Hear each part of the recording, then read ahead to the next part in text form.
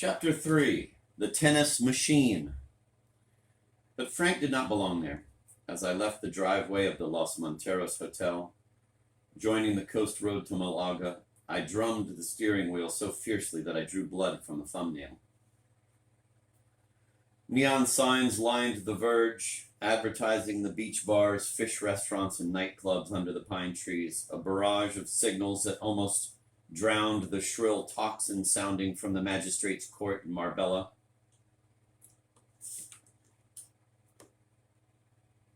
I have no idea what a shrill tocsin sounding is, by the way. This is Rick Still speaking. A barrage of signals that almost drowned the shrill tocsin sounding from the magistrate's court in Marbella. Frank was innocent, as virtually everyone involved in the murder investigation accepted. His plea of guilty was a charade, part of some bizarre game he was playing against himself, in which even the police were reluctant to join. They had held Frank for a week before bringing their charges.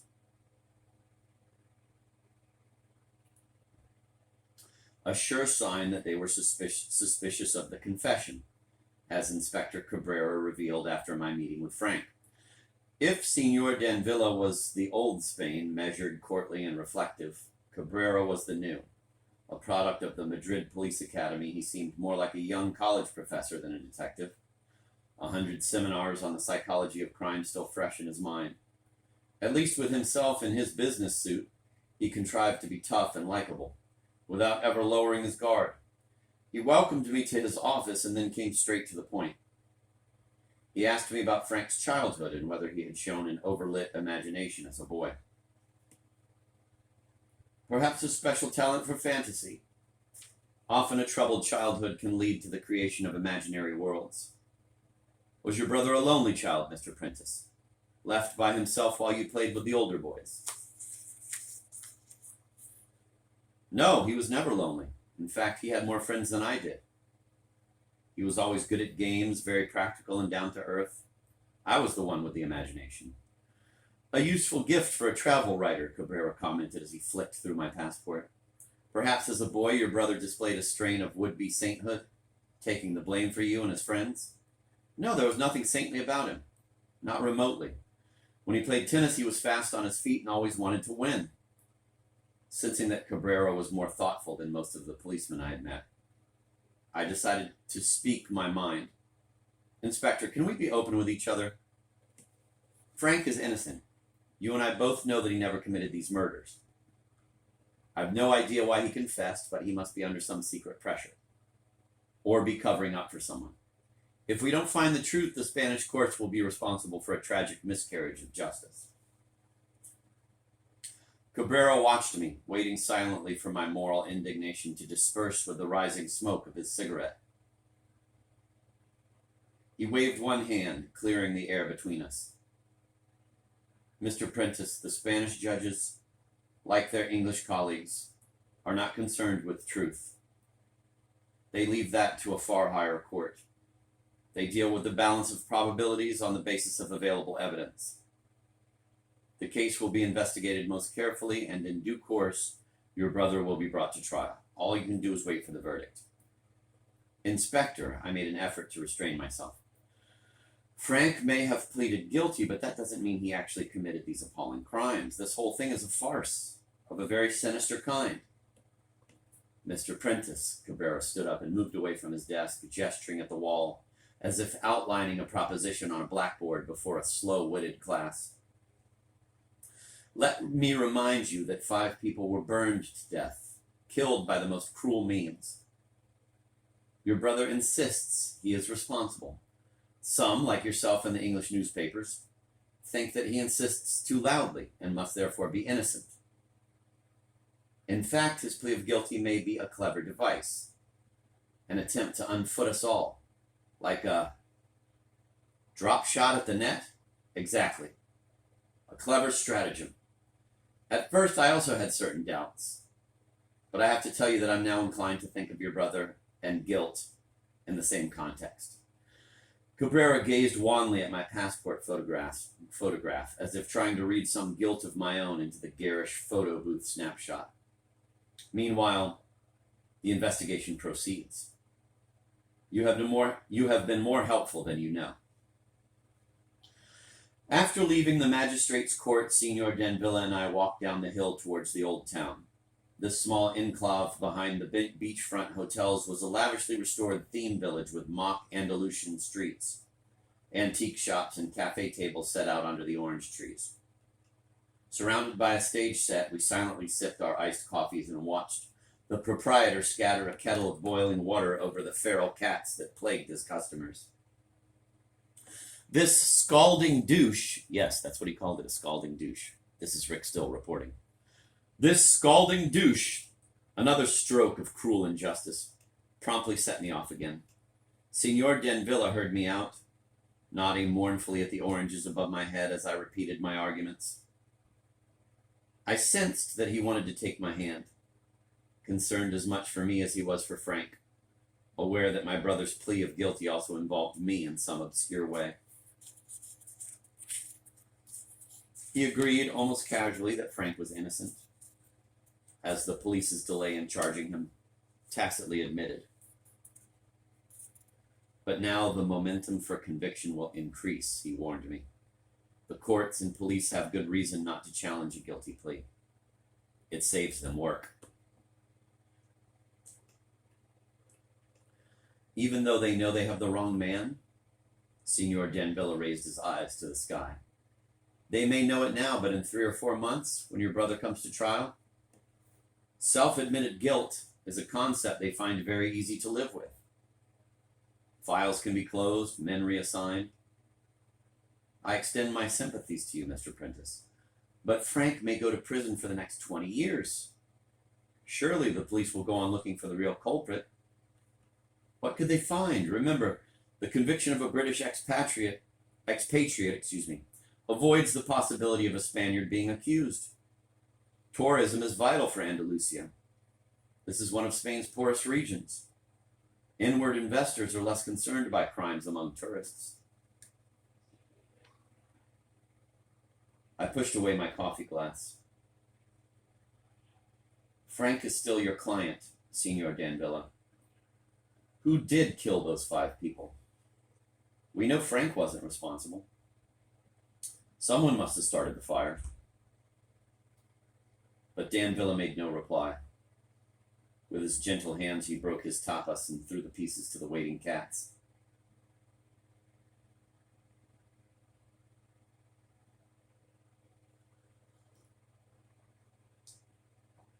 If not Frank, then who? Given that the police had ended their investigation, it fell to me to recruit a more aggressive Spanish lawyer than the depressed and ineffective Danvilla, and perhaps hire a firm of British private detectives to root out the truth.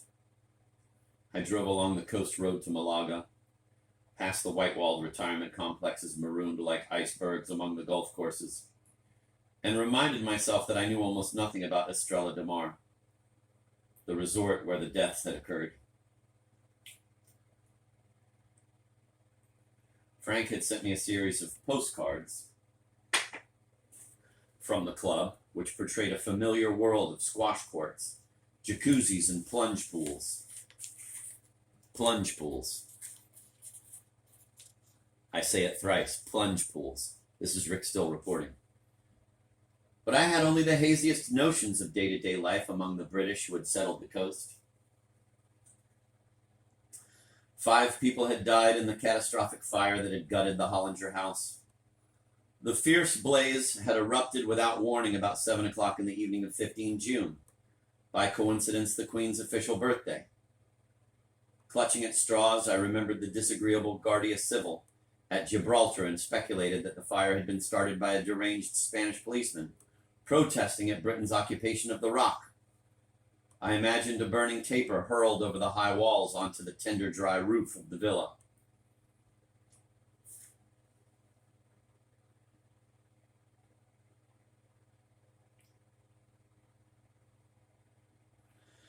But in fact, the fire had been ignited by an arsonist who had entered the mansion and begun his murderous work on the staircase. 3 empty bottles containing residues of ether and gasoline were found in the kitchen. A fourth, half empty, was in my brother's hands while he waited to surrender to the police. A fifth, filled to the brim and plugged with one of Frank's tennis club ties, lay on the rear seat of his car in a side street 100 yards from the house. Let's read that again because it gives us the first of the evidence against Frank. But in fact, the fire had been ignited by an arsonist who had entered the mansion and begun his murderous work on the staircase. 3 empty bottles containing residues of ether and gasoline were found in the kitchen. A fourth, half empty, was in my brother's hands while he waited to surrender to the police. A fifth, filled to the brim and plugged with one of Frank's tennis club ties, lay on the rear seat of his car in a side street 100 yards from the house. Damning evidence. This is Rick Still reporting. The Hollingers mansion, Cabrera told me, was one of the oldest properties at Estrella de Mar. Its timbers and roof joists dried like biscuit by 100 summers.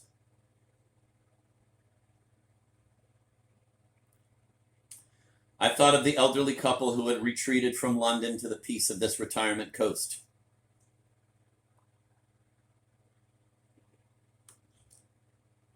It was hard to imagine anyone finding the energy, let alone the necessary malice, to bring about their deaths.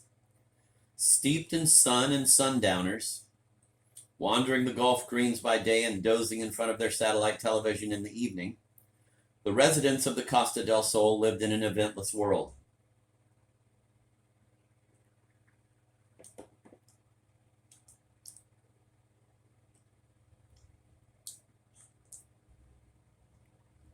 As I neared Estrella de Mar, the residential complexes stood shoulder to shoulder along the beach.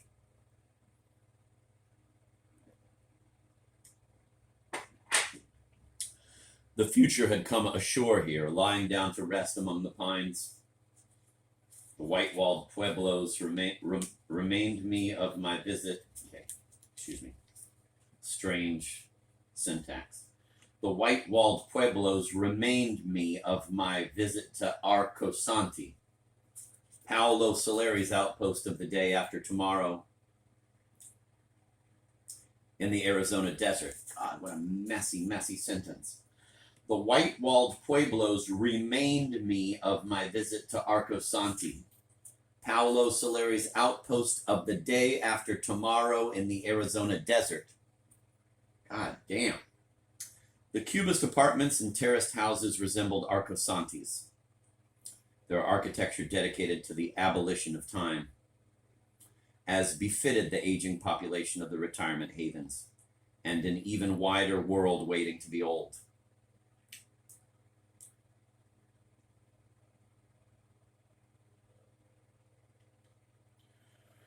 Searching for the turnoff to Estrella de Mar, I left the Malaga Highway and found myself in a maze of slip roads that fed the pueblos. Trying to orientate myself, I pulled into the forecourt of the filling station.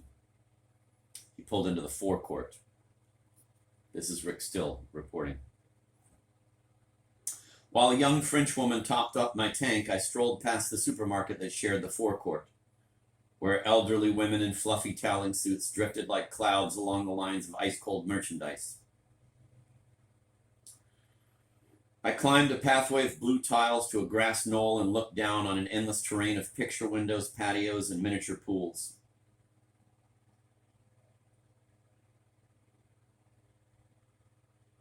Together they had a curiously calming effect, as if these residential compounds, British, Dutch, and German, were a series of psychological pens that soothed and domesticated these emigre populations. I sensed that the Costa del Sol, like the retirement coasts of Florida, the Caribbean, and the Hawaiian Islands, had nothing to do with travel or recreation, but formed a special kind of willed limbo.